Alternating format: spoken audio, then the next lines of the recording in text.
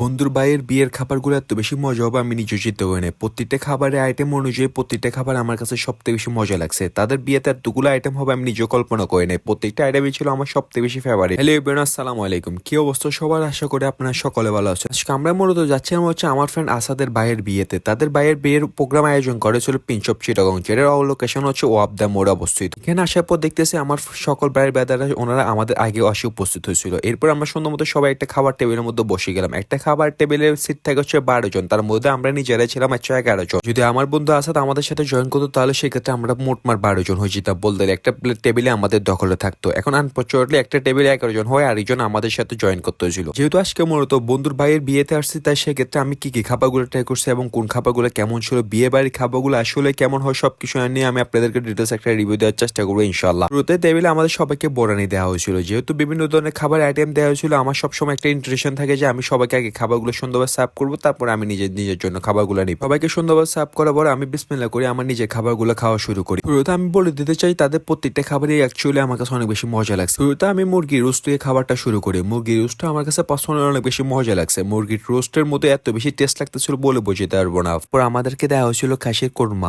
খাসির কোরমাটা আমার কাছে দেখতে এত বেশি লোভনীয় লাগতেছিল এবং খাসির কোরমার যে গ্রেভিটা থাকে এই গ্রেভিটা আমার সবথেকে বেশি পছন্দের। তারপর আমি এখান থেকে অল্প করে বিফ নিলাম। বিফ বলতে গেলে মোটামুটি আমার সবথেকে পছন্দের এটা খাবার। এরপর আমি সুন্দর মতো প্রত্যেকটা খাবারই ট্রাই করতেছিলাম। বিফের মাংসগুলো আমার কাছে সবথেকে বেশি মজা লাগছে। খাসির কোরমাটা এত বেশি সফট ছিল এবং খেতে বেশি এত বেশি টেন্ডার এবং জুসি ছিল। অ্যাকচুয়ালি বলতে গেলে তাদের প্রত্যেকটা খাবারই আমার কাছে অনেক বেশি মজা লাগছে। বিশেষ করে তাদের চিংড়ি মাছ ছিল, গরু মাংস ছিল, খাসি কোরমা ছিল এবং রূপসাদা মাছ এবং মুরগির রোস্ট ছিল। প্রত্যেকটা খাবারের টেস্ট কোয়ালিটি বলতে গেলে অনেক বেশি হাই লেভেলে ছিল। বিয়ে বাড়ির খাবারই আসলে অন্যরকম একটা মজা থাকে।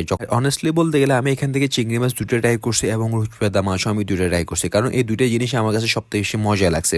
সব থেকে বড় কথা হচ্ছে বন্ধুর ভাইয়ের বিয়ে বলে কথা। এরপর ইনশাল্লাহ আমরা বন্ধুর বিয়ে খাবো। যেহেতু নেক্সট সিরিয়াল হচ্ছে বন্ধুর বিয়ে, তাই আমরা চিন্তা করলাম যে এখানে একটু কম খাওয়া দাওয়া করি। নেক্সট যেহেতু বন্ধুর বিয়ে, তাই আমরা নেক্সট সুন্দর করে আরো বেশি খাওয়া দাওয়া করি। তবে আমি একটা জিনিস নোটিস করলাম যে বিয়ে বাড়িতে গেলে মানুষ পর্যাপ্ত পরিমাণ থেকে অনেক বেশি খাবার নেয়। সেক্ষেত্রে তারা খাবারগুলো অনেক সময় খেতে পারে না, সেক্ষেত্রে তারা খাবারগুলো অপচয় করে। আমি একটা জিনিস কমেন্ট করবো যে আপনারা যারা বিয়ে বাড়িতে যাবেন যতটুকু পারবেন ততটুকু খাবারগুলো ট্রাই করবেন। আর বিয়ে বাড়িতে সব থেকে মজাদার খাবার হচ্ছে বোরহানিটা। এই বোরহানিটা আমার কাছে সব থেকে বেশি মজা লাগছে। খাবার শুরু থেকে খাবার শেষ পর্যন্ত আমি মনে হয় 3 গ্লাস বোরহানি ট্রাই করছি। খাওয়া দাওয়া শেষ করে দেখলাম যে আমার খাওয়া দাওয়া শেষ করে যখন আমরা রিল্যাক্সে বসলাম, তখন দেখি যে আমার বন্ধু আসাদ আমাদের মাঝে এসে উপস্থিত হয়েছিল। এরপর আমরা সবাই সুন্দর মতো এখানে কিছুক্ষণ রেস্ট করতেছিলাম। যেহেতু আমরা মোটামুটি অনেক বেশি খাওয়া দাওয়া করছি, তাই একটু রেস্ট না করলে হয় না। আর আসাদকে অসংখ্য ধন্যবাদ জানাচ্ছি তার ভাইয়ের বিয়েতে আমাকে ইনভাইট করার জন্য, এবং প্রত্যেকটা খাবারই আমার অনেক সুন্দরভাবে এবং তৃপ্তিভাবে খাইছি এবং প্রত্যেকটা খাবারই পার্সোনালি আমার কাছে অনেক বেশি মজা লাগছে। এন্ড ইনশাল্লাহ সবাই দোয়া করবেন নেক্সট যেহেতু আমার বন্ধু আসাদের বিয়ে, এই বিয়েটার জন্য আমরা সুন্দরভাবে সবাই একসাথে খাইতে পারি। তবে আমি চেষ্টা করছি যে সবকিছু আপনাদেরকে সুন্দরভাবে তুলে ধরার জন্য।